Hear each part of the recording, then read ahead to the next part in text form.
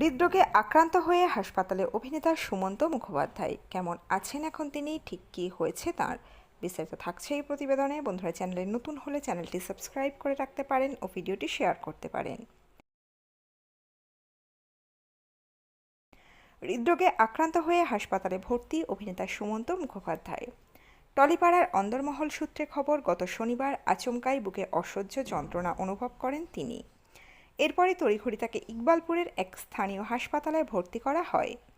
সেখানে 24 ঘন্টা চিকিৎসকদের কড়া পর্যবেক্ষণে থাকার পর কলকাতার এক প্রথম সারির বেসরকারি হাসপাতালে স্থানান্তরিত করা হয় প্রবীণ এই অভিনেতাকে। সংবাদ মাধ্যমকে সুমন্ত মুখোপাধ্যায়ের অসুস্থতার খবর জানিয়েছেন অভিনেতা শুভ্রজিৎ দত্ত। তিনি জানান, রবিবার আর্টিস্ট ফোরাম আয়োজিত শ্রদ্ধাঞ্জলি 2026 অনুষ্ঠানে আমন্ত্রণ জানানোর জন্য যোগাযোগ করার চেষ্টা করা হয়েছিল সুমন্ত মুখোপাধ্যায়ের সঙ্গে, কিন্তু শনিবার তাকে ফোনে পাওয়া না গেলে কন্যা রায়ের সঙ্গে যোগাযোগ করেন শুভ্রজিৎ। এরপরই প্রবীণ অভিনেতার অসুস্থতার খবর জানতে পারেন তিনি।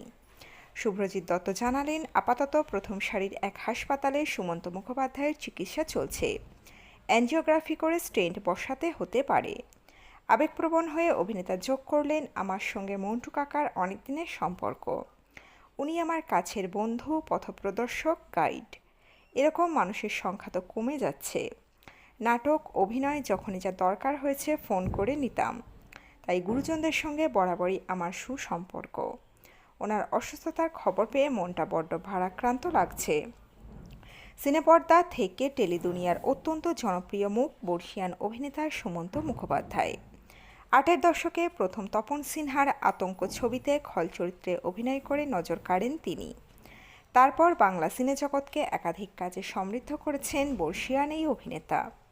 হীরের আংটি, শুভ মহরত, আবহমান থেকে নাগপাশ, দুর্গা সহায়, ফেলু বক্সির মতো একাধিক ছবিতে দেখা গিয়েছে এই অভিনেতাকে।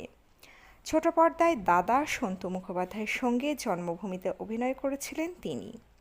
এছাড়াও সুমন্ত মুখোপাধ্যায়ের অভিনীত ধারাবাহিকের তালিকা রয়েছে জননী, আলো ছায়া, ফেলনা, রামপ্রসাদ, কথা। তো বন্ধুরা, এই প্রতিবেদনে ছিল এতটুকুই। দ্রুত ফিরে আসছি এরকম নতুন কোনো প্রতিবেদন নিয়ে।